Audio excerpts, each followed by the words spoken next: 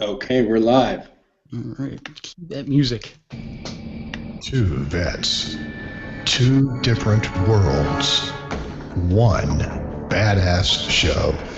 Center Mass with Rob and Silent J, blowing your mind away on the Vets Own Media Network. Okay, I guess we're on. Happy 4th of July weekend, everybody, and welcome to Center Mass with Rob and Silent J. I'm Rob, I am Silent J.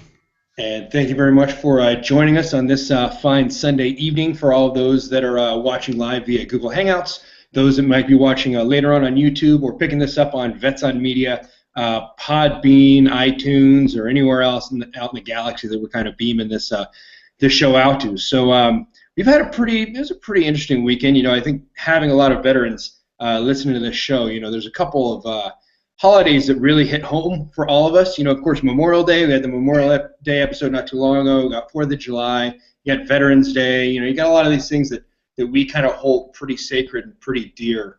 It's a pretty good one, but it's funny because I saw the different posts from friends of mine on Facebook and things like that saying, man, it sure sounds a lot like artillery, or it sounds like there's incoming coming in. So there's also that side of it. I finally saw Lone Survivor, so I guess that was a good week. And I also went to go see America by Dinesh D'Souza. America, What Would the World Be Without Her? Which is a pretty good one, pretty pertinent for this weekend, and that's something I definitely gotta give my thumbs up to, and say anybody that's out there that's like a history buff, that's the whole point of the movie, is he goes through and he talks about a lot of the inaccuracies that we're being taught in history because it doesn't really fit the narrative of the people that are writing history. The victor gets to write the history of anything, right? So he goes through and he talks about the first female woman in the United States, the first female millionaire was black, and it was actually just post-segregation. But nobody talks about that because it doesn't fit this whole America's racist story. And they talk about Irish indentured servants, which it turns out at times during the period that people talk about slavery in America, there were more white slaves than there were black slaves, which were these Irish indentured servants that were basically kidnapped from Ireland and brought over here to work for 7 years or however it may be. It's really, really interesting movie. Really, really interesting movie. So, and of course, everybody in my life has been telling me I got to watch Lone Survivor, so I finally saw it, and yeah, I got to say, good job, guys. Good job. Was it good? I haven't, dude. I don't really watch too many movies, and especially the war movies. I'm not a fan of those anymore. Yeah. I find the inaccuracies, and we've talked about it in the past. Yeah. Military movies, and it's like that ruined the shit for me. That weapon's not even loaded. Why is it firing? So. Well, that was one that I got with this one, and a lot of people that I know were saying, yeah, well, it's very accurate, and it really was, even down to fast roping, and that their weapons and the terminology, and the way they break contact, and all the different things you do is pretty. It was pretty on point, man. Which even Bagram looked like Bagram, and J-Bad looked like J-Bad, which is pretty spot on. So I enjoyed it. And for new listeners that don't know our background, Rob, he was in the Army. I think he was a cook. No, no. Rob is a former Green Beret, and I'm a mechanic in the Army, and I got 1 month left of active duty service, and I'm gonna hang it up and go into the reserves. So First drinks are on me when you're out. 1 month left, man. 1 month, maybe 1 month and 1 day, and yeah, and then 14 years I've had it up to here. That's why I wear this disguise, because I got to go to Fort Knox soon and out process. So I wear these glasses and this hat here, and then these big oversized 80s headphones. So anybody knows who I really am. Speaking of you kind of being on your last legs, having a month until you get out, I was having a conversation with somebody about this. Just this week on Wednesday, we opened a new office. So I'm a former Green Beret, currently an author and a financial advisor, besides being a podcast host. And we opened a new office here in Torrance, which is kind of here in the Los Angeles area. But I was talking with somebody, and we were talking about this idea. I have to advise my clients that if you're under the age of 55, you're probably not going to receive Social Security. That it's probably just not going to exist. And that's a big thing, because a lot of Americans typically have three things that they rely on for their retirement. And that's Social Security, a pension, and some kind of personal savings. And so the pension side of it, you know, really kind of hits home with me being in the military, you know, because you're getting out, you've had it up to here, you're not very happy. I have a lot of friends that are at like year 15, 16, you know, they're on that kind of tail end, and they're miserable. They don't like it, but they're sticking around just because they have that, well, if I hit my 20, I get the pension, and, you know, so they're just kind of sucking it out for that. But, you know, with all that stuff that's going on, the DOD cuts right now, that's one of the things that's kind of on the table. They've been talking about that more than a few times about possibly releasing that. Like, imagine how pissed off you'd be. Like, not only that the military pension is like the holy grail of pensions, you know, that's a big thing that's been going on these days. You know, when Detroit filed for bankruptcy, when Stockton, California filed for bankruptcy, when GM filed for bankruptcy, the first thing a company or a city or a municipality typically does when they file for that kind of bankruptcy, they're allowed to renegotiate their union contracts and their pension plans. Mm-hmm. And so there's a lot of people out there that had worked for like the city of Detroit for 20 or 30 years, or Stockton and all this, that all of a sudden woke up one day and didn't have a pension. You know, because that's a big thing that's happened now. Imagine if you were a guy in the military that spent that last 5 years just miserable, hit another 2 or 3 combat deployments, and then at the very end they jacked your pension. How pissed off would you be? I wanted to get out like about 4 years ago. I wanted to get out just under 10 years, and then, like, you know, I didn't hit the halfway mark, so I'm fine. You know, I wouldn't feel bad. Now, if I walk away with, you know, 14 years in and over 10, 11 years active, couple deployments, you know, probably a little disability. I'll probably see that money from the VA in 50 years. I'll see Social Security in the year 2052 before I see any money from the VA. But I would be heartbroken. Not heartbroken. I would be crushed, mentally crushed, because I don't want to be in, and that's why I'm getting off active service, because I'm doing the military not a damn bit of good just walking around not wanting to be there. I've always said, you know, the day a job becomes a job is the day I have to quit. Well, I'm going extreme part-time, you know, going a couple days a month in the future, just because I can be inspired to do work for 2 days. Not 340 days out of the year, 350 days out of the year. You throw in a deployment in there, it's 24/7, 364, 365, and yeah, that's the only reason why I'm staying in. I've done everything I can do. I've gone to combat just like you have. I've been overseas. I've defended America, freedom of speech, all that stuff. Marriage ended, relationships ended, family dying while I was overseas. I gave every last bit that I have with the intentions and the understanding that I give all of this stuff and I'll get a pension, after 20 years, and well, that'll fucking suck. Yeah. I'm definitely going rogue. I tell you what, I'll be some broke ass guy walking around the desert of Arizona smoking peyote and just mumbling to myself, that I can't stand the DOD. Hell, I might do that in a couple months. Yeah, I might do that anyway. That actually sounds like a pretty good vacation. Hey. Yeah. What are you doing in November? Yeah, well, speaking of which, so you brought up the free speech idea, and I know this is, kind of what we're titling the show, because there's something that, hits really home for you, hits really close to home? Yeah, really close to home for you. Because I know it's something that, like, just because you and I know each other so well, I know this has been something that's been really big in your life, and so I guess it's got to be, kind of this title discussion that we have tonight. Do you want to kind of bring this up? This is a big thing for you. I didn't even know about it until you brought it up, because I've been radio silent for a while. I've been really bad about Facebook and Twitter and all that stuff, just because all the things that are going on in my life personally right now. And so you were the first person. This is the first time I've heard of this. Yeah, I saw it on January the 3rd or the 4th.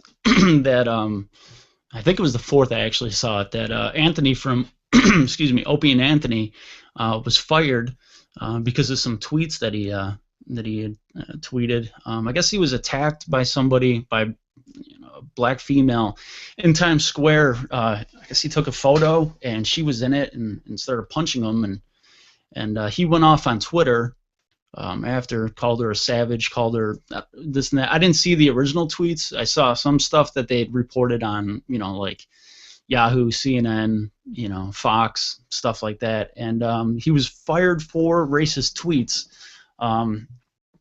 Now, you could kind of beat around the bush when it comes to stuff like that, but I didn't see anything outwardly racist. And just if you listen to the show, the character that Anthony is, on the air, on Twitter. I've never hung out with him privately. I don't know. I can't pass any judgment or say who he is in his private life, even though he puts a lot of it out there in the open. And just the stuff that he said on the air pales in comparison to what he tweeted and what he was fired for. And I just think if he was a host of an NPR show talking about finances, and local feel-good stories, and he said something like that, I would say, okay, fire him. He doesn't fit the mold of what you're putting out there for a show.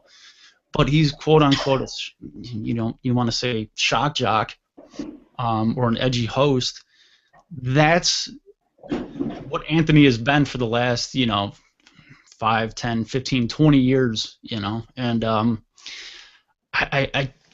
think it's shitty. First, I'm a fan. I've been listening to those guys for 14 years, and we were saying before the show that I downloaded like 5, 6 episodes. My last deployment, I would just listen to those constantly, and Purple Rain by Prince.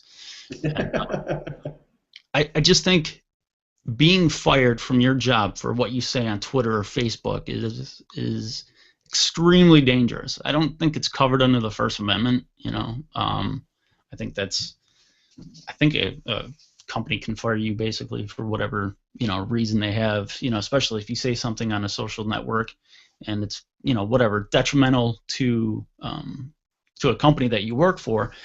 But that's basically who Anthony is on the air, and I think to get fired, and it's not like it's a shock. It's not like it's a surprise. That's who he is on the air. Well, I think that's the best point, is that it's not like he's an accountant for Deloitte or something. You know what I mean? Like, the guy was a shock jock, and you're right. Like, the stuff he says in the air pales in comparison to what this is. Then there's got to be some kind of legal implication there, where the company, that has been, how long has he been on? 10 plus years, right? On Sirius XM, yeah, going 10 years.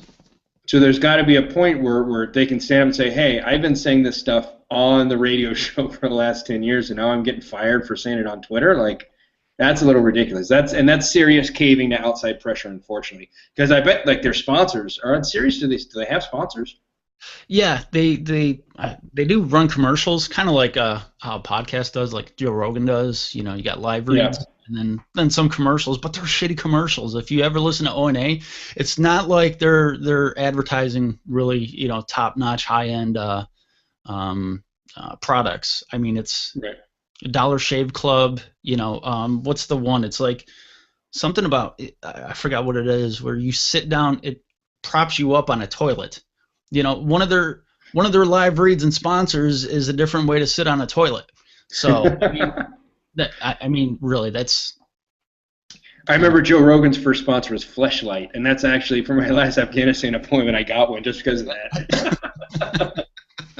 Hey man, you got to get it where you can get it. It was called the Lavender Lover, and it was. I got busted going through Navy Customs, so that's a whole different. But what do you think? You got to make it through deployment. I mean, you look at Anthony, it's not like this comes as a shock to Sirius XM. Now, you take how many people have been fired in the recent history for saying stuff on Facebook, for saying stuff on Twitter. I could understand if it's a cop or a judge, or a politician. They're held to a different standard than somebody, an entertainer or a comedian or an actor or a musician. I used to say some, stuff on Facebook. I don't say stuff on Facebook anymore. On Twitter I do, and I tell everybody I have a good Twitter and I have another Twitter. I have a Twitter for the show, and I plug the show, and I do really good military plugs, and then I have my own, which is like, you friend that one, okay, you're probably going to see me calling Reverend L, something that rhymes with runt, and good example, Reverend Al. He's on a primetime news show, and how many times has he called people Greek homos or Jaimes or kikes or anything like that? I mean, and he's a darling of the left. I mean, the guy ran for president, you know, on the platform of what? We're going to kill people in Crown Heights? You know, I mean. Probably the only time that guy's ever run anything at all, more than a minute. Yeah. Sorry, So, I had to throw that in there. what do you think? Well, yeah, that's a really scary thing. World. You know, what do you think being the corporate side of this show? Well, and that's okay. So from one side, from one understanding, like, yeah, I understand that because a corporation has to keep their own image. SiriusXM, you know, along with him, they've also got, they've got, a bunch of Christian channels and, blues and gospel and all these other channels that, yeah, those channels do have to maintain their brand image. But they have Howard Stern, they have Opie and Anthony. He wasn't saying that that's like the Sirius XM point, that's not their viewpoint. But the most important thing is the show that he's on, that's how they're branded. You know what I mean? That's specifically what they go after. He is a shock jock. So how can you fire a shock jock for saying something shocking? That's a little ridiculous. And that's kind of the whole point. Like that's, when you're talking about marketing, like that's exactly what they're going for, right? That's why Sirius has them on because, Howard Stern obviously made a lot of money for them. They've probably made a lot of money for them. There are people I know that you were saying you're going to drop Sirius XM now because of that, because that's just ridiculous. Yeah. And it is a very scary thing for me. I love comedians, right? I really like comedians because comedians can say a lot of things, or they're supposed to be able to say a lot of things and push a lot of social boundaries in the terms of comedy, right? But Daniel Tosh or Louis C.K. or Joe Rogan or Adam Carolla can get away with saying a lot of things in their comedy act that Ted Koppel or God, I don't even watch the news anymore, but whoever the guy on the nightly news is now, Diane Sawyer or whatever. Does she even do it anymore? I think whatever. Just quit. The whole point is, like a comedian is supposed to be able to push those boundaries. That's what they do. That's what the best comedians do. They kind of push those boundaries. And so now we've got this kind of, look at the last 10 years of history. I love a guy like Bill Burr. I think Bill Burr is probably one of the best comedians out there. I love that guy because he'll say anything. He's got a black girlfriend and he'll say all kinds of stuff about black people but he'll say all kinds of stuff about drunk Irish guys too. You got to kind of make fun of everybody. South Park, same thing. They make fun of everybody equally.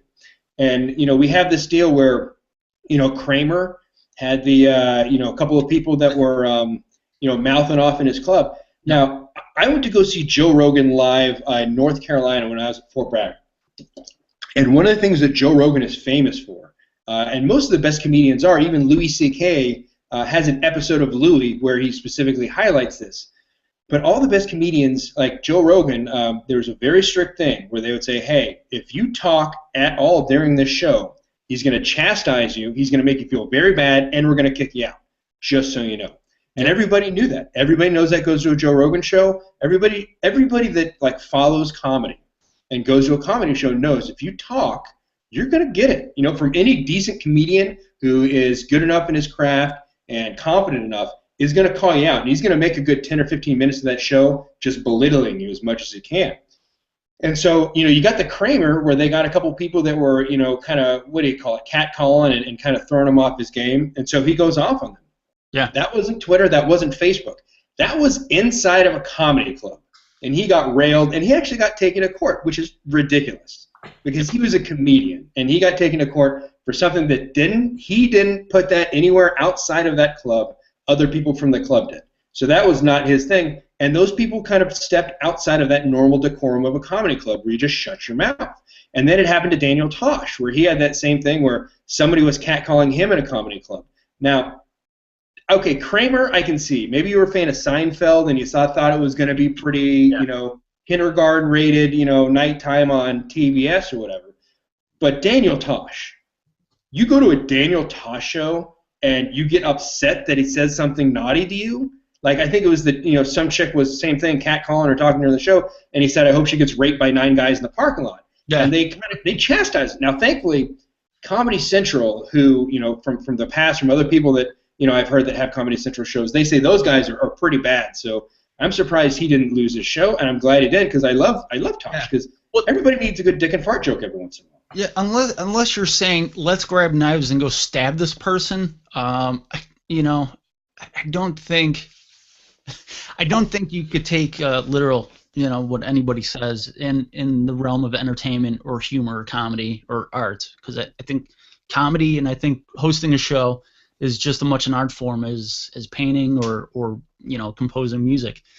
And if it makes people laugh, if people are humored and entertained by something, you can't really argue. Like there's people that say all the time, like, oh, Joe Rogan's show sucks, or Bill Burr's podcast sucks, or this person's podcast sucks. Well, if there's a large audience out there and they crave entertainment like that, I don't think there's a problem. Look at other societies. Look at the society that you dealt with for a few years. Look at the societies I dealt with for a few years. I mean, we're not passing around little boys. We're not stoning people to get to death. I think there's more dangerous things in society, in the world, than somebody, telling a dick or a fart joke or a joke about race or sexuality. Well, and that's the funny thing. There was a joke that I saw on Facebook or something a year or two ago. But it was saying, John Mayer and, whoever, basically all of Taylor Swift's ex-boyfriends that she wrote songs about got together and wrote a song called "Maybe It's You." And so you're right. Like that's your exact point. Like if you don't like it, but there's a group of 10 million listeners out there that really like that show, maybe you should just change the channel. You know what I mean? Or maybe you shouldn't go to a Daniel Tosh show if you're worried your virgin ears are going to get hurt. Maybe you just shouldn't talk during a comedy show. Yeah, I went and saw Amy Schumer a few months ago in Pittsburgh, and somebody, like a couple rows in front of me, got up, shaking their head with disgust, and left the show because of what she said. It's like, you don't just like, oh, I heard there's a comedian called Amy Schumer going and playing at the Carnegie Center. It's not a 50-seat club. This is like a 2,000-seat theater, 1,500-seat theater, whatever the case may be. And if you see her shows on TV, you know exactly what you're going to see on stage if you've ever watched Inside Amy Schumer. It's the same thing with Daniel Tosh. He makes fun of people's misery, on his show. You heckle him, what do you think's going to happen? What is he going to say? I want to sit down next to you and get your opinion on my show? No, of course he's going to say something to you or about you or. Well, I think that kind of goes a little bit further into like what's going on in our society right now, right? Because you're right. I think like rational people like you and I'm very irrational at times, but in this case I'm rational. But I think people have this idea now that like they think everybody's like kind of bred to think they're a snowflake. You know what I mean? Like, well, he offended me, and so I deserve to be, I should be able to go after this guy because he offended me, even though none of the other 1,499 people or any of the wait staff were upset. I'm upset and I'm offended, and that means that blah, blah, blah. But unfortunately, there's a lot of D-bags out there in the world right now, and a lot of these D-bags just look for some reason to create drama. You know what I mean? And unfortunately, a lot of these people, that's part of their being a D-bag, is they don't care that they're like actively trying to ruin somebody's career. You know what I mean? And that's the thing. And this wasn't the marketplace speak. And I hate when people say, let the marketplace dictate. No, because you know what happens. We live in a society where the marketplace are two angry people that send letters. Somebody could have 1 million fans, 1 million followers, 1 million viewers, 1 million listeners. Two people write in, a scathing letter. 2 people don't like this. We got to pull the plug. I mean, it's happened with countless radio hosts and individuals on TV. I mean, look at the guy, the Home and Gardening Network or whatever. HLN? Yeah, I mean, he was on some stupid chick channel, that like a DIY channel or something like that. I think that's HLN, yeah. Yeah, some guy was fired recently I think he said a homophobic slur or something.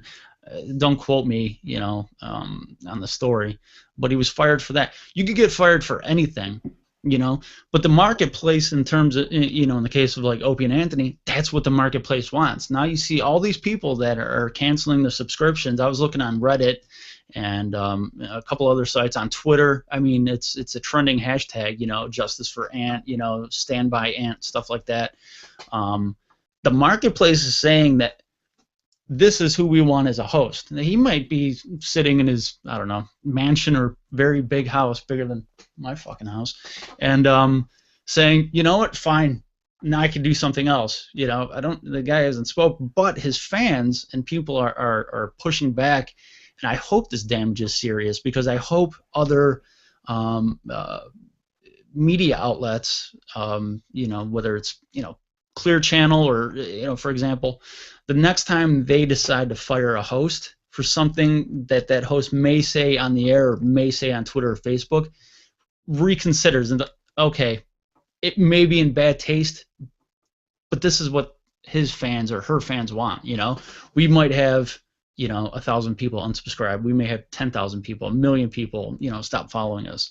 And I hope that this is an example that the rest of the entertainment world could look at and say, maybe firing somebody isn't the best idea. Well, especially having a knee-jerk reaction like that, because if he made he made the comments pretty recently, and then they fired him, you know, just on the second or third, then that's a pretty quick flash to bang. Yeah, it was like a 24-hour turnaround or less than that. Yeah, that's a little ridiculous, man. And that's, again, like, I'm telling you, if you haven't seen this movie, America, What Would the World Be Without Her by Dinesh D'Souza yet, he does kind of go into that, this, like, idea that we kind of, because here, I mean, in all honesty, if that had been Cat Williams, or if that had been, unfortunately it can't be Tracy Jordan right now, and this, you know, he's got the feeding tube in, but, you know, if it had been a black comedian saying something about a white person, that same exact situation, if he took a picture, there was a white girl and she started hitting him with a purse, and she started calling him the same exact things, nothing. You wouldn't hear anything about it. No. And that's unfortunate. It is an unfortunate thing, because, you know, when people talk about racism in our country, it's always assumed that it's white people against black people. But there are so many different forms of racism, and this is just racism in general. It doesn't matter who it is, but for some reason we have this double standard when we're talking about racism, and it's ridiculous, because it makes it even worse, because, you know, it creates an undivided spectrum, right? And it creates a little more animosity, and anytime you have a double standard, it's just bad. But that's the ground truth of it, is that if this had been somebody else, it would be a non-issue. And this is, you know, another aspect of society where I think is being, you know, ruined. You look at it now, we have to coddle everybody, because now everybody has a voice, or everybody has words. You know, before only a handful of people had a voice, you know, or a way to you know, speak to the masses. Now everybody has a social networking device, you know, a phone connected to Twitter and Facebook, or whatever the case may be. Now everybody feels that their opinion counts, when it really doesn't. I'm on Twitter quite a bit. 99.9% of what I read is dog shit, and this is coming from my own tweets as well. I mean, I throw stuff up there sometimes just to see. It's a big social experiment for me. I'm like, I just want to see how this is going to affect people. You know, I'll say a comment, and just because I am very curious on how people work. And you look at it where everybody has to be coddled, because everybody's under the assumption that their opinion matters, and what they say is golden. Now a whole generation of kids are being raised like that, where your opinion counts. Listen, not everybody's opinion really counts. You know, not everybody's going to be picked to say something when their hand's raised in class. Not everybody's going to be able to hit a home run to win the game. Well, in T-ball it is, but, you know, not everybody's going to be the star. You know, there could only be one that's the best, whether it's in sports or academia or, you know, in the military. There could only be one Soldier of the Year, one NCO of the Year, one valedictorian. You know, there can only be one. It's like we live in this powder puff society, but in the grand scheme of things, the movie references, we're in a Highlander society. There can only be one. You know, I really want to get a sword and start lobbing people's heads off, because it's like, your opinion doesn't matter. Here, see, watch. I'm going to chop your head off. Nobody's going to care in 5 minutes. You know? Unless somebody has a smartphone around, then people will care on Twitter for 10 minutes until Kim Kardashian puts out the next big thing on Instagram and Twitter. And it's just, I try to raise my daughter to, like, not everybody's going to like you. Not everybody's going to care what you say. Not everybody's going to care how you're dressed. Not everybody's going to think you're fun or funny or smart or bright or a good artist. Some people are going to think you suck, you know. And when she's big into artwork.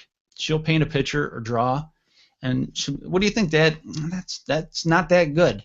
And she, what do you mean not that good? It's not really that good. You're a very good artist. That's not one of your best pieces. I know what you're capable of, because I don't want her to walk around thinking everything she does is the best. You know, I'm not setting. Right. I'm not trying to, you know, crush her psyche. You know, she's 8 years old. But listen, just like not every baby's cute. There's a lot of ugly babies out there, and when everybody says, "Oh, your baby's so cute," like that baby looks like Winston Churchill, you know, with spit up on its chin.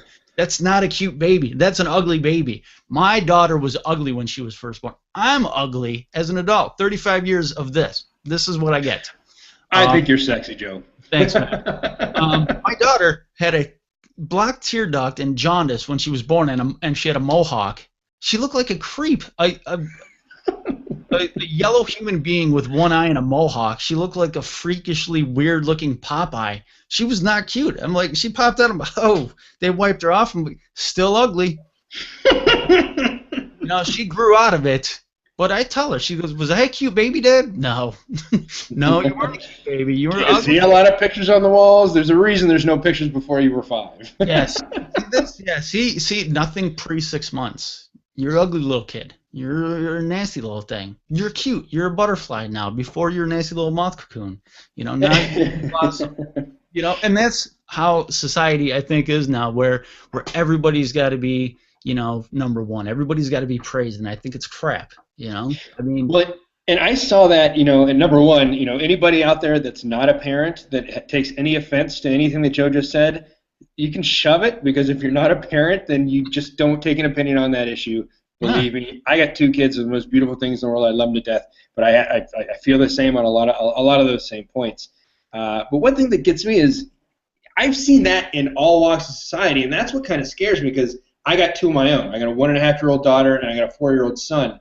And I've seen that, and that's just like at this current. So I've been in the military, and I've been in different, you know, I've been in the private sector in a couple different aspects. And I've seen that same attitude, and it's all from your parents and how you're raised, with these people that would show up to the military with that same kind of like, the world owes me a living, and I deserve this attitude. And you're like, dude, you're in infantry basic training. Sorry, but I think you're going to get slapped around a lot. You know, and we used to have this saying in the Army, like, you'd meet somebody and you could just immediately tell that guy had never gotten his butt kicked.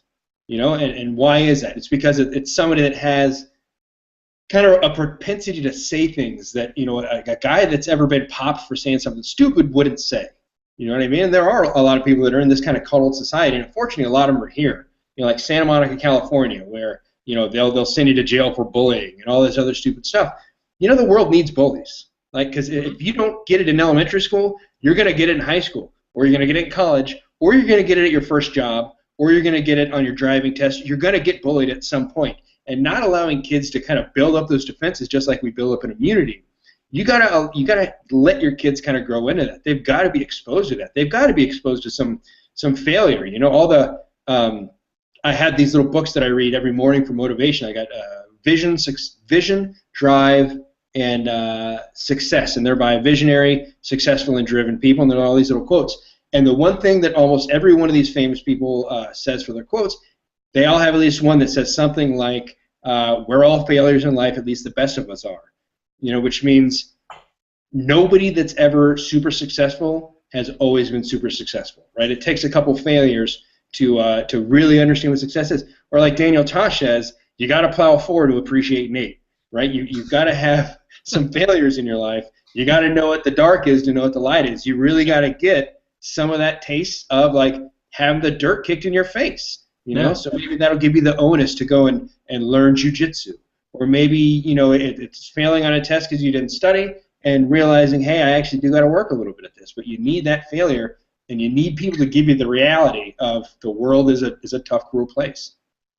Yeah, and big thing, you know, with the military, there could only, like I said, going back to it, there could only be one NCO of the year. There could only be one Soldier of the Year. Okay, but that's kind of Yeah, but I mean, yeah, that's dumb. I was a Soldier of the Year once. Means absolutely nothing. But the entire army? Huh? No, God, no. Brigade level, battalion, brigade level. I did win the Army Maintenance Excellence Award Army-wide, so I was part of the best team of mechanics in the entire Army. We won the reserve, guard, active duty side. We won the very top. We won it all. So I could say, I was part of the best team in my MOS, at least for 1 year. You know what that got me? A bullet on my NCOER. Whoop-de-doo. Big deal. I'm like, you want to go to the Pentagon for it? No, I don't. I don't like flying. That's what I want to fly. And plus, I already got a coin from Petraeus. I don't need a second one. Thanks anyway. But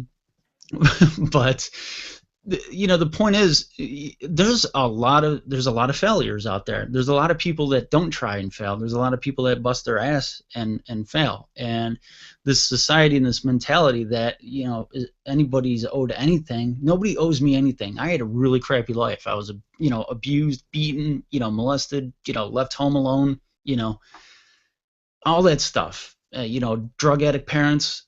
I never asked for anything. I moved out on my own. I had 2 bags, 2 bags of clothes. That's basically, and some stupid, keepsakes or whatever the case may be. That's all I had. I never asked for anything from anybody, and everything I've ever got, whether it's a lot or a little, I busted at my ass for it. And I've never seen anybody drive by in a nice car and be like, why does he have that? Why not me?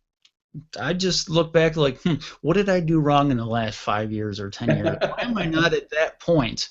And I think a lot of it, going back to like the entertainment side of things, people look at celebrities and be like, why can't I be that person? It's like a main focal point for anybody out there is to bring down somebody famous, to bash somebody famous. Listen, I can't stand Kim Kardashian. I can't stand a reality show. I can't stand the image that she portrays to girls. I have a daughter that looks up to celebrities, when I'm not looking. I'm not going to say a bad word, on Kim Kardashian's Instagram or Twitter account. Because why? What's the point?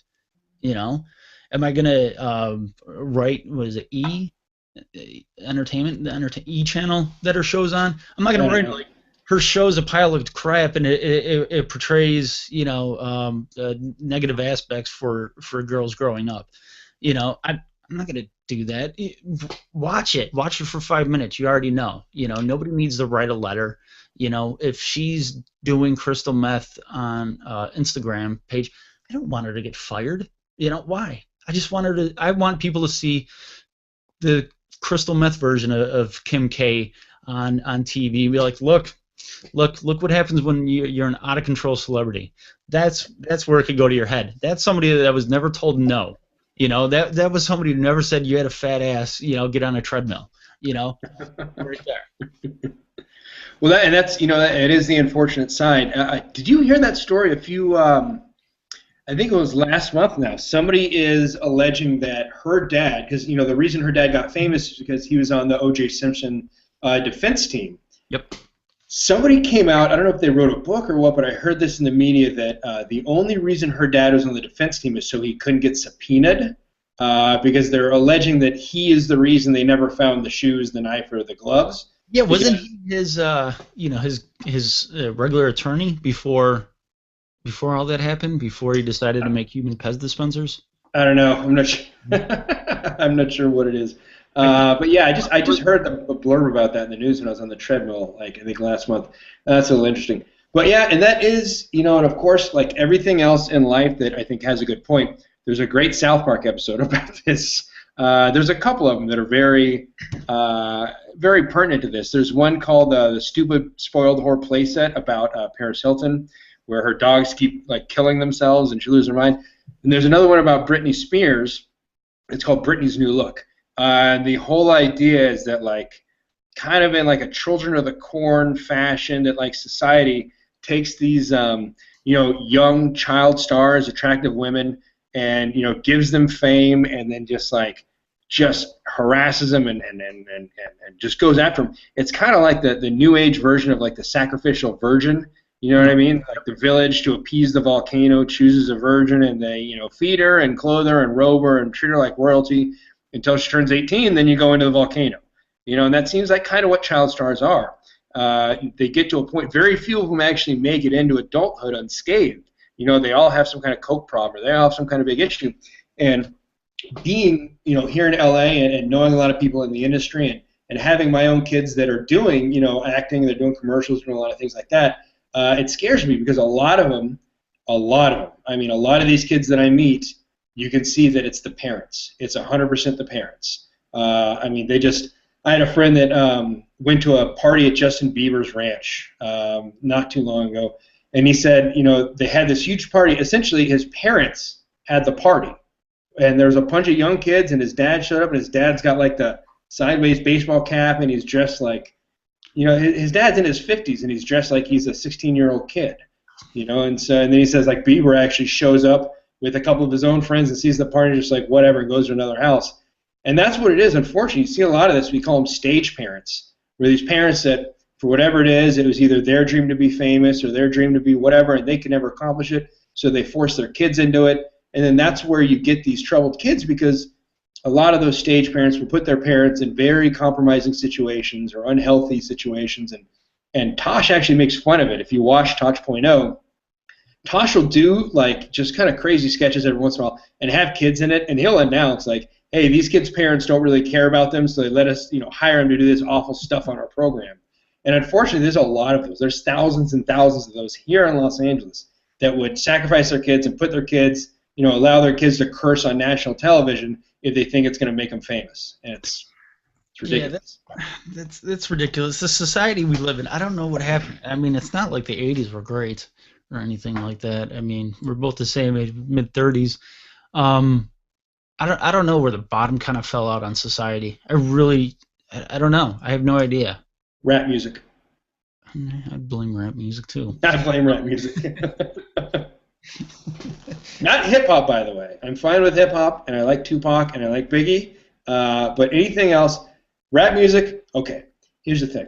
So if you're a rapper, like I know you probably, or at least you tell people you came from the ghetto, all you rap about is how much money and how big your gold chains are and, the Lexus that you're spinning.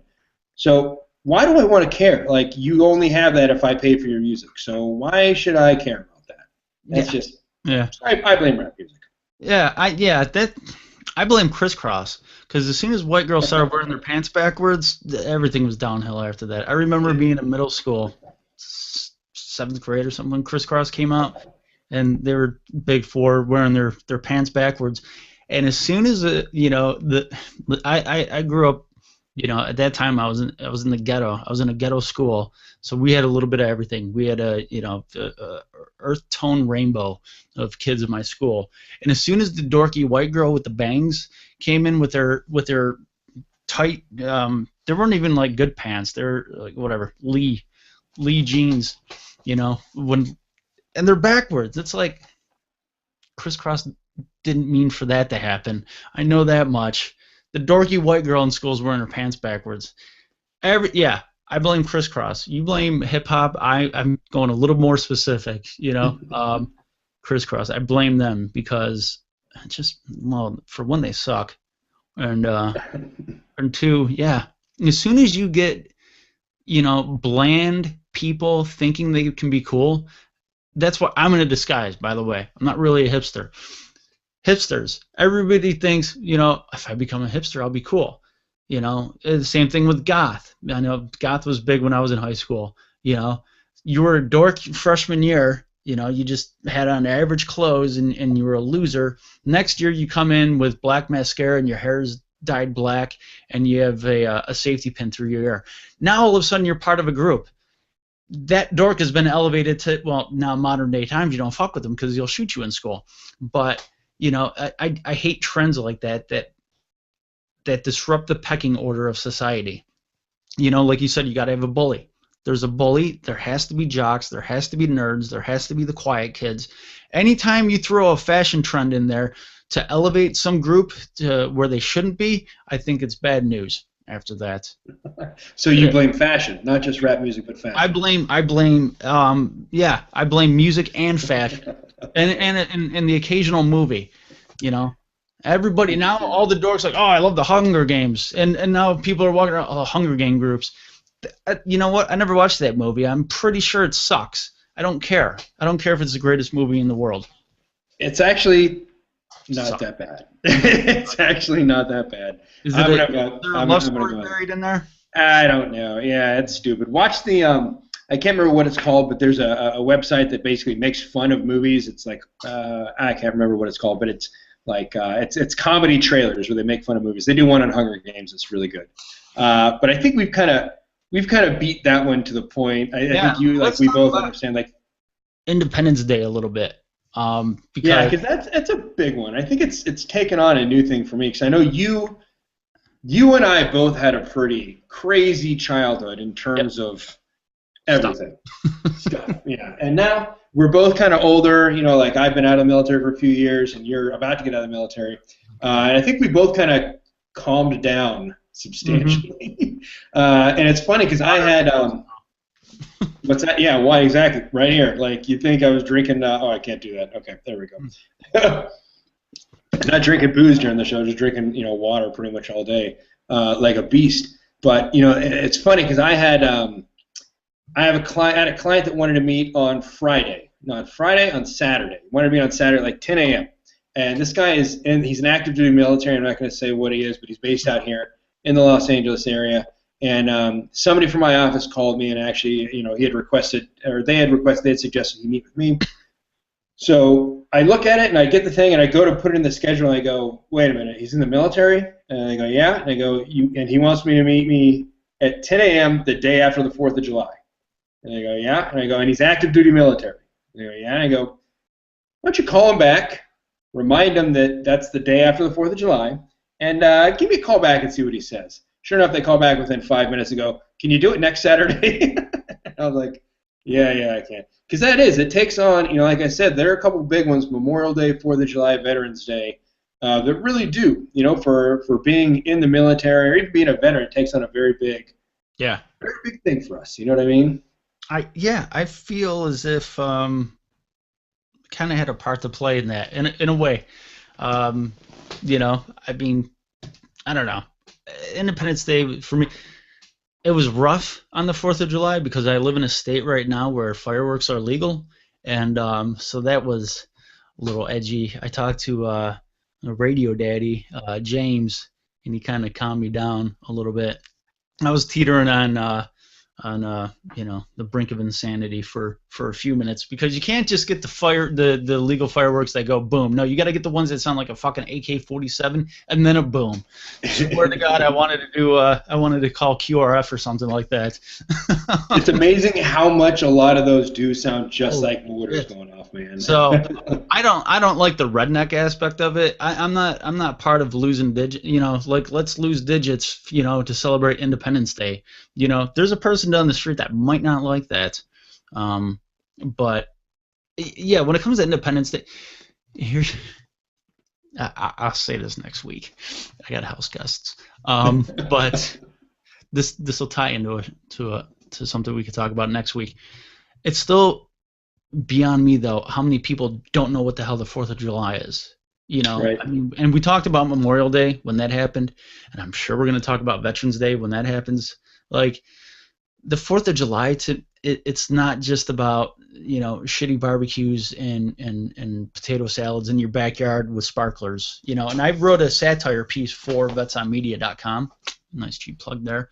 And I don't want to ruin it. I like it. It's a great piece of work, but I thank a certain Marine pilot in this article, but the whole meaning of it is lost, and I think that's where I draw the warmth from one of these holidays, is that not only do I actually know what it means and appreciate it, I kind of feel like I had a part to play in it. Yeah. Well, and again, like maybe it's just because I just saw this movie, but that is one of the things that movie America, What Would the World Be Without Her? It's really big. It really focuses on where it's funny because Americans are trying to push the world hates America perspective, but the world loves America. There's actually they play the speech that Bono of all people gave at Columbia or some big East Coast college where he gave their speech talking about how much he loves America and how great America is, because America is an idea. America is that idea of freedom and independence and the right to do what you want and the right to come from the gutter and become a millionaire or a billionaire and the right to say what you want, and that's your Opie and Anthony or what's his name from or Kramer or Daniel Tosh or the right and that idea that people have this, and that's the big thing that Bono was saying, is that we gave that to the rest of the world and they love us for it and they will always love us for it, and now the rest of the world is trying to pick that up as well. But it's the strangest thing that our own people, it's coming from within. Americans, American media, American politicians are the ones trying to push this idea of anti-Americanism when the rest of the world loves us. And that's the strangest thing, because when you think about the context of Independence Day, it's when that idea spread. That is what it's all about. That's what the 4th of July is all about. It's us becoming an independent nation and being the people that say you can be free, you can have freedom of thought, freedom of ideas, freedom of expression. You can have all these different things. All men are inherently created equal, and it's that idea of equality and freedom, and we're trying. Our own people are trying to take it away and trying to poo-poo it. And I think that's why the 4th of July is kind of losing some of its luster, because Americans are losing the idea of America, which is insane to me. We forget how good they have it. Yeah, well, that's the thing. It's like it's one of those things.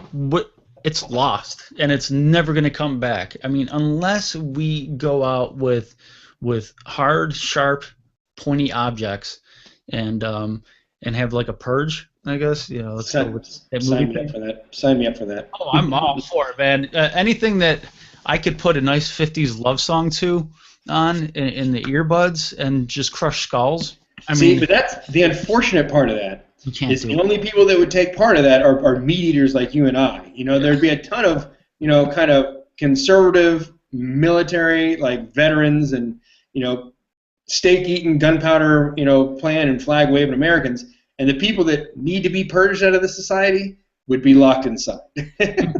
That's why instead of sharp objects, torches. Everybody outside with a torch has got the right message, got the right meaning. All right, throw it to the left or your right. We'll rebuild this bitch. That's why I don't want to retire in America. I love America. I think it's fascinating. And the fact that I've been to a few crappy Middle Eastern countries, four of them, I've seen just how shitty life can be. I've really seen how shitty life can be and how crappy some people are born into this world, whether it's their own doing or not. I saw kids like in Iraq there was a particular town or a village that we went into, and the sewage had backed up, and there was just like a lake of shit in this city, and I was just like, this is what these people have. I have no problem handing off my MRE for the day. Somebody else deserves this more than I do. I could go find something else to eat. I got plenty of beef jerky, but we take that for granted. Like we don't live in a city that's full of raw sewage. I think it might take that. Maybe not, because there's people in Detroit that are still thinking that they have something owed to them. I mean, I think it's going to take a full systematic breakdown, to happen to where people are actually going to open up their eyes and be like, we don't have it that bad. And maybe that's the problem. We don't have it that bad. So people have all this free time to nitpick about what somebody tweets or what somebody says, their opinion, or just, I have it so easy, I don't have to pay attention in school. So I don't care what Memorial Day is about. I don't care what the 4th of July is about. I know the secondary meaning. Go get drunk and blow stuff up, that's shiny and sparkly, and that's it. Because people, I think, have it so easy and have it made. Look at our grandparents. They, and our great-grandparents, I'm pretty sure, my great-grandparents were all immigrants. So my grandparents were like really the first generation Americans, in my family. They never took anything for granted. My grandmother never took a damn thing for granted, and was happy with what she had, and she knew the meaning to everything. She never served in the military or anything like that. She was pretty democratic, fairly liberal, but she came up the hard way, you know. I mean, you go through the Depression, that's kind of going through the hard way, and then okay, let's get out of the Depression with World War II, you know, and then you have communism to look forward to, and then you have to deal with a bunch of stinky, dirty hippies. So there was 40 years of just shit in this country, you know, and then Jimmy Carter. I mean, so it was bad for a long time. So maybe that didn't ruin it for everybody. So I don't know, but I just don't think people need to really learn or care about what we are, who we are, where we came from, or you know, how to act. You know, I mean, I don't know. I'm that grumpy old man now. Well, you know, as people as that term that people have been bringing up a lot lately, it's, you know, all we have are white people problems now. You know what I mean? We have first world white people problems. Like Louis C.K. has a funny bit where he goes, you know, there's some place in the world where they wake up one day and they go like, oh shit, they're cutting all of our heads off today. You know, like there are, like you talk about genocide in Africa. You talk about the, what is it? The, oh my God, there's that region between Afghanistan and Pakistan, the Kashmir, right? The Kashmir province, Kashmir region between Afghanistan and Pakistan, or India and Pakistan, where they're still fighting every single day. They're still in combat all the time. You know, there's a main reason why they're fighting. They're not fighting over a mountain or two. It's water. All the fresh water in that region comes from that area. You know, for millions of people.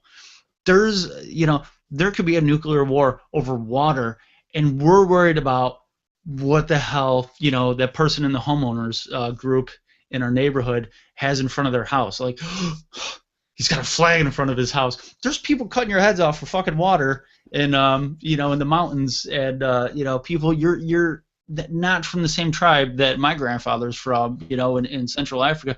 So I'm gonna chop your tongue off and chop your genitalia off and have your kids watch, and then they're gonna go mine and diming, you know. Well, and that's, you know, and that's another good point. Like people, you know, people like to think America, like we're this exceptionally misogynist and racist society, even though, you know, Oprah Winfrey is a black female and she's one of the richest people in the country. Africa, they still do genital mutilation on females. They do what do you call it, where they cut out their clitoris so that they can never have an orgasm. You know, there are things that are so bad in the world, but unfortunately, and this goes on really, you know, it's pretty big in the left. People that like to consider themselves educated but don't really know about the horrible atrocities that go on outside of this country, you know, and just how good we actually have it. And I think that's one of the things, that's kind of what 4th of July is about, right? Celebrating that kind of ideal, not just our Independence Day, but our America and what we really have and how good we really have it. That we can take a day and shoot off fireworks and eat hot dogs and, you know, make barbecue and whatever it is that we want to do. And that's it is a pretty important part. But unfortunately, I think it's become too commercial. It's more about, you know, people think it's about capitalism and it's about money, but it's actually about this big conglomeration of everything. And I think people are losing that. Yeah, and I'm aggravated. That's why I'm going to Belize. When I retire, I'm going to Belize.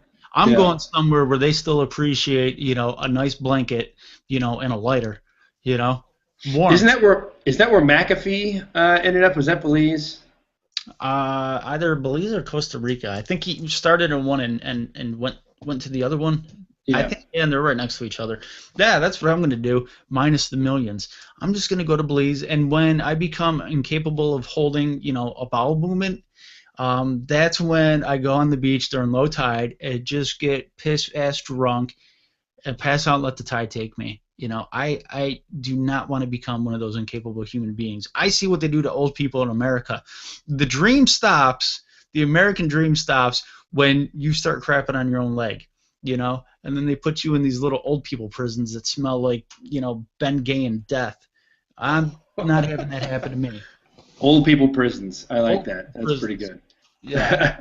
All right, so speaking of old people prisons and retiring in Belize and all these other things, I've got a great conspiracy theory for the day that I want to talk to you about. That was a great segue, wasn't it? I know we had talked earlier. We did Operation Northwoods on the last episode.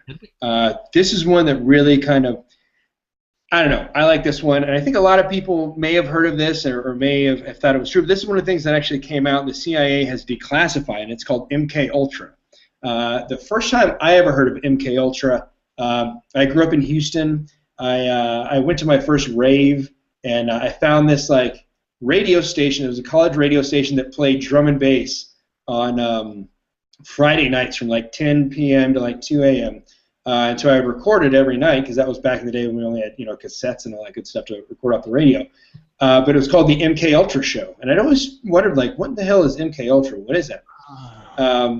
If you've ever seen the movie Jacob's Ladder, or there's a couple other ones that are out there that kind of talk about this, but it's this project that the CIA had, I think in the 50s and 60s, where they tried to develop a truth serum, right? They wanted to develop some kind of mind control project to find a truth serum to use on communist spies, right? So the test subjects that they used were Americans, right? They used regular Americans, they used American soldiers, and they actually did use a spy they caught, and they got to the point where they're using LSD, right? And so there are a lot of conspiracy theories that are out there about the government creating LSD, and this is where that kind of started from. It was on the MK Ultra project, and it got to a point where the CIA dosed. They actually did get a communist that they thought it was a communist spy, and they dosed him up, and the guy got so freaked out he got out of his restraints and he jumped out of a window and died.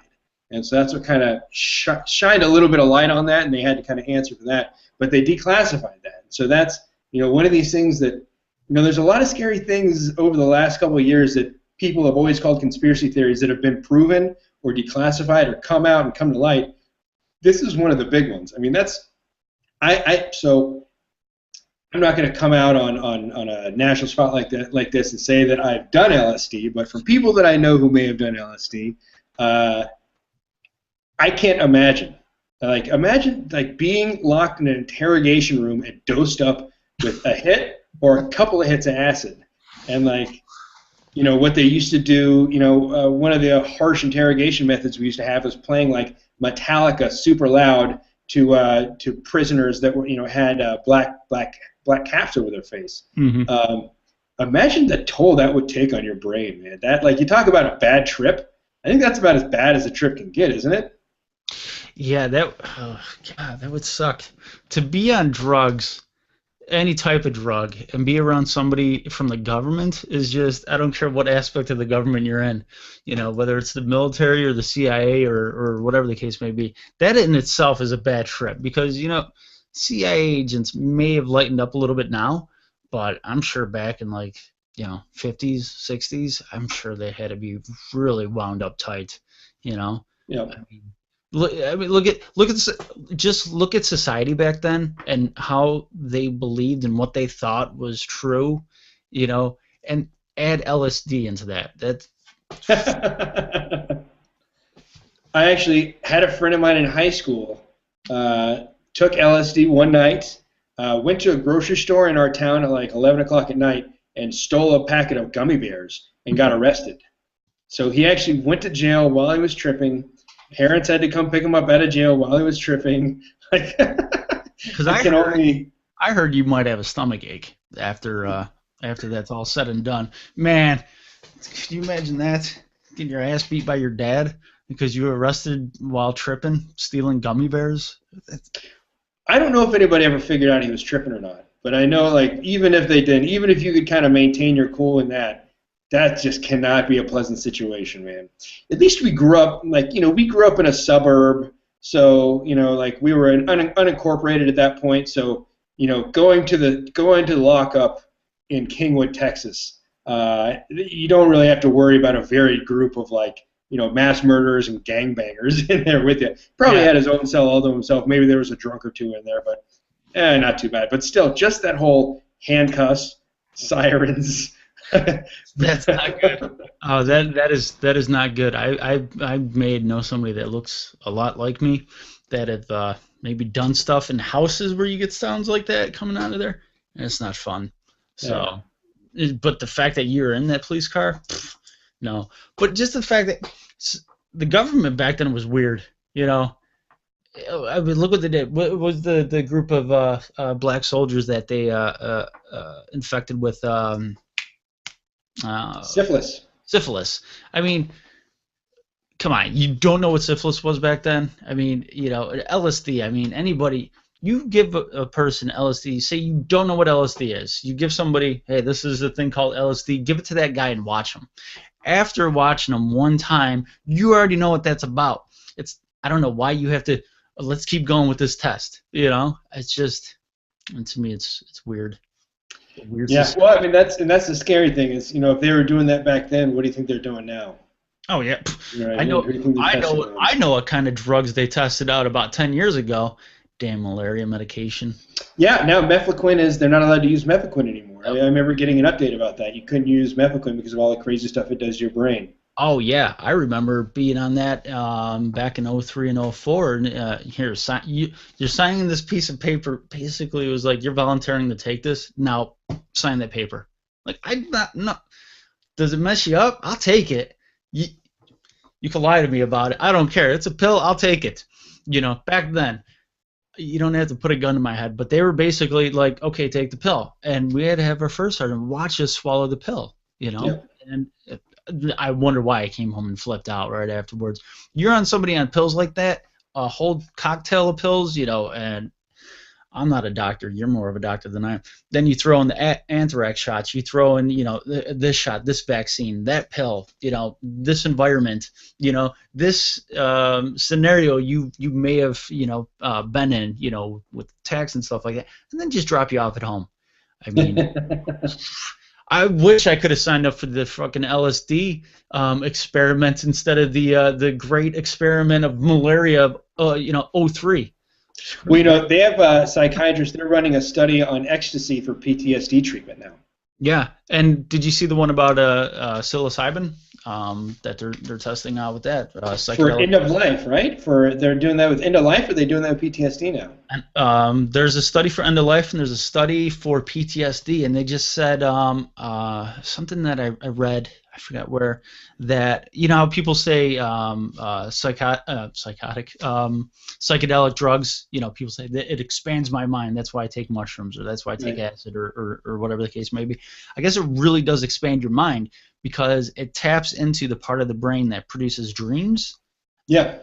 Don't quote me, I don't know all the ins and outs of it, but you basically, when you're awake and having that experience, or tripping, or whatever the case may be, you're using a part of your brain that usually works when you're sleeping. So they said, in a way, yeah, it really does expand your mind. Yep. You're using a part of the brain that's only used for sleep time. That's why you get some goofy stuff. I'm not condoning saying, hey, go out and get mushrooms. If you do go to the west coast of Pennsylvania, I'll meet you.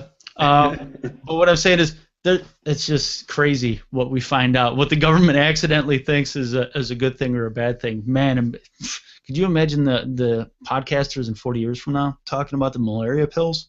Like, they gave guys that stuff, and then they gave them guns.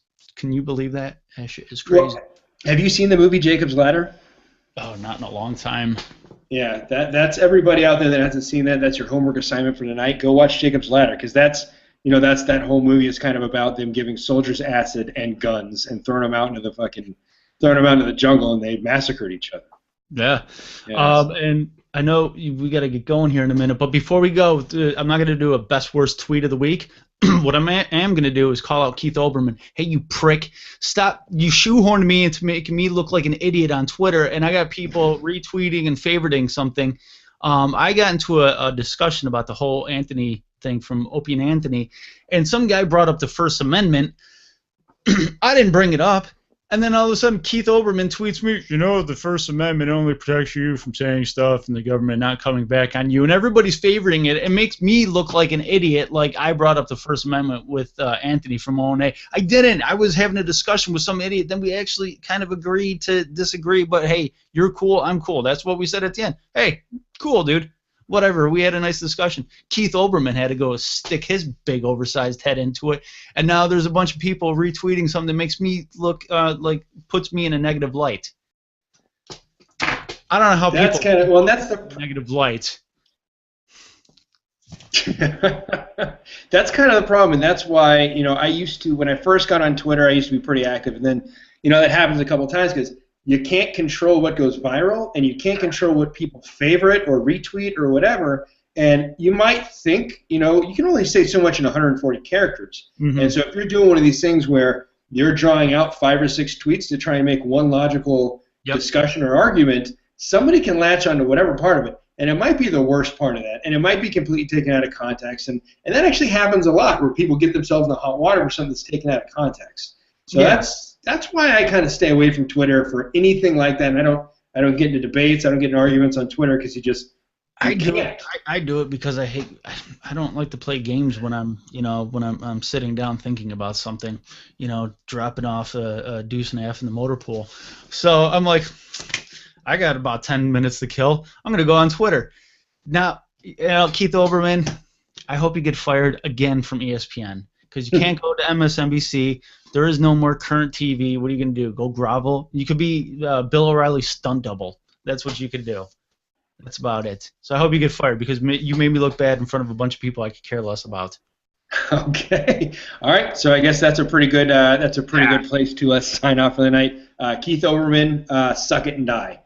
So on that note, we'd like to go ahead and give some more shameless plugs to everybody. Remember, we record these Sunday nights at 7 p.m. Pacific Standard Time, 10 p.m. Eastern Standard Time. If you want to join in and actually watch live, you can submit questions. You can take part in the show. Just get yourself a Gmail account. Get Google+. Add Center Mass with Rob and Silent J onto Google+, and you can follow us and watch this live. If you're not catching it here, you can watch us later on YouTube. You can pick us up on Vets on Media. That's vetsonmedia.com, iTunes, and Podbean, and go to tactical16.com, go to militarymediamafia.com, ironmike.com, lovemewhenimgone.com, farfromcenter.com. Follow us on Twitter and Facebook. What else we got out there, Jay? We got all that stuff, and you might be able to follow me as a new writing contributor for G.I. Jobs magazine. There you go. Awesome. Very congratulations. Thank you. We'll see. Still working on that, but yeah, I think I might be a paid freelance journalist for G.I. Jobs. Hopefully, we'll see. That's awesome, man. Congratulations. Yeah. And also, I got my show Wednesday, 7 to 9 p.m. Eastern Standard Time, Tactical 16 Radio with me, Silent J. And if you haven't listened to Far From Centered, Rob's show that he hasn't done in a while, I'm chomping at the bit. You could go on iTunes and listen to his old shows, and they're fantastic. And FarFromCenter.com. From Robert Johnson. I think that guy's awesome. Whence Came You? I was just exposed to it, and fascinating. Guy's smart. You got to be smart to listen to that. That guy runs deep, man. He runs deep. Yeah. All right. Well, then again, everybody, thanks for tuning in on this great 4th of July weekend. So, with much love, I'm signing off here, saying thanks for listening to Center Master Rob and Silent J. I'm Rob.